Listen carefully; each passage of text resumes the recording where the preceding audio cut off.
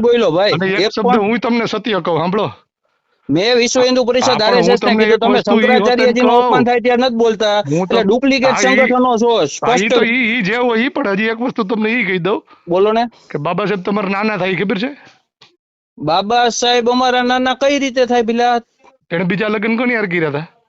એમની બેનું ઘણી બધી બ્રાહ્મણ હે? માં ગઈ હતી.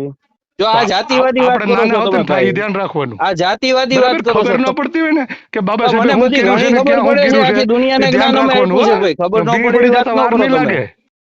જયકારા વીર બજરંગી, હર હર મહાદેવ, જય જય શ્રી રામ. હું પણ ધોરણ 7માં 8માં બજરંગ દળના કાર્યકર્તા તરીકે જોડાયો હતો, જે વિશ્વ હિન્દુ પરિષદની એક સંસ્થા છે અને જેની માતૃ સંસ્થા આરએસએસ છે. કારણ કે ત્યારે એક રાષ્ટ્રવાદ, હિન્દુત્વ અને હિન્દુ સમાજના હક અને હિત માટે લડતી સંસ્થાઓ હતી. પરંતુ અત્યારે આ બધી હિન્દુત્વવાદી સંસ્થાઓ ને શું થઈ ગયું છે તે કંઈ સમજાતું નથી. જ્યારે સત્તામાં આવ્યા પછી તેમની જે ભગીની સંસ્થા કહેવાય ભારતીય જનતા પાર્ટી, તે 12 વર્ષથી ગૌ હત્યા બંધ નથી કરતી.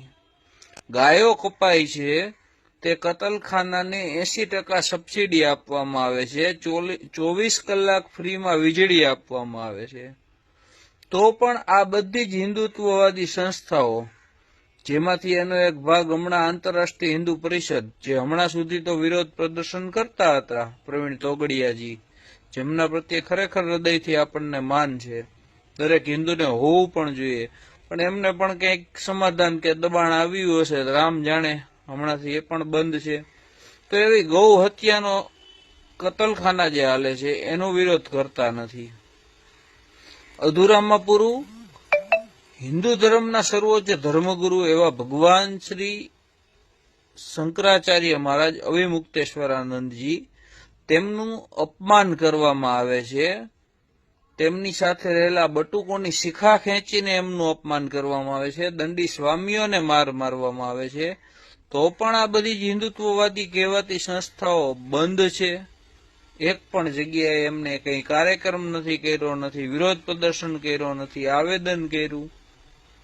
અને બીજી બાજુ ભીમરાવ રામજી સકપાલ, એટલે કહેવાતો બાબા સાહેબ આંબેડકર, કે જેને પોતે હિન્દુ ધર્મ વિરુદ્ધ આજીવન કાર્ય કર્યું છે, હિન્દુસ્તાન વિરુદ્ધ આજીવન કાર્ય કર્યું છે, અને પોતે જ્યારે બૌદ્ધ ધર્મ સ્વીકાર્યો ત્યારે એને પ્રતિજ્ઞા કરી હતી. એમાં પ્રતિજ્ઞામાં છે કે હું શિવ, વિષ્ણુ, પાર્વતી, ગણપતિ, શક્તિ, સૂર્ય, હિન્દુ ધર્મ, દેવી દેવતા, રામકૃષ્ણ આદિ કોઈને માનતો નથી.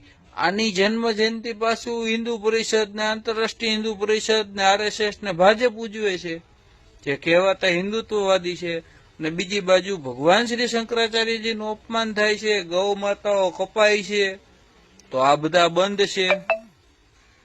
તો આ બધા ક્યાંક ને ક્યાંક રાજકીય પાર્ટીના કંઈક મેળવી લેવા માટેના ગુલામો છે અત્યારે, જે ઓરિજિનલ વિશ્વ હિન્દુ પરિષદના આરએસએસના બધા જે હતા એ બધાના લોહી અત્યારે માયકાંગલા થઈ ગયા છે, નપુંસક થઈ ગયા છે. હજુ પણ જો તમારામાં મર્દાનગી હોય, સાચું હિન્દુત્વ હોય, તો ભાઈ અવાજ ઉઠાવો. કારણ કે મેં તો ક્યાંય નથી જોયો કે વિશ્વ હિન્દુ પરિષદ દ્વારા કે આંતરરાષ્ટ્રીય હિન્દુ પરિષદ દ્વારા આ શંકરાચાર્યજીનું અપમાન થયું એના વિરોધમાં એક પણ શબ્દ કહેવામાં આવ્યો હોય કે કોઈ પણ કાર્યક્રમ કરવામાં આવ્યો હોય. સમજાય એને વંદન. જાગો મારા વાલા, કંઈ હારે નથી આવવાનું. દિલ્હી ધણીને નહીં, જગદીશને, ઈશ્વરને ખુશ કરવા માટે કાર્ય કરો. ભારત માતા કી જય. વંદે માતરમ. જય શ્રી રામ. હલો. હરદીપભાઈ શુક્લા, હાજી સાહેબ. વસંત ચાવડા બોલું છું, અમરેલીથી. બોલો ને ભાઈ. તમારો એક સવાલ, ઓલો વિડીયો આવ્યો છે, હા, કયો વિડીયો? એમાં તમે ભીમરાવ રામજી સકપાલને કંઈક કહો છો, હા હા. તો જાણી શકું કે કઈ ખુશીમાં તમને ઈ બોલવાની મજા આવી?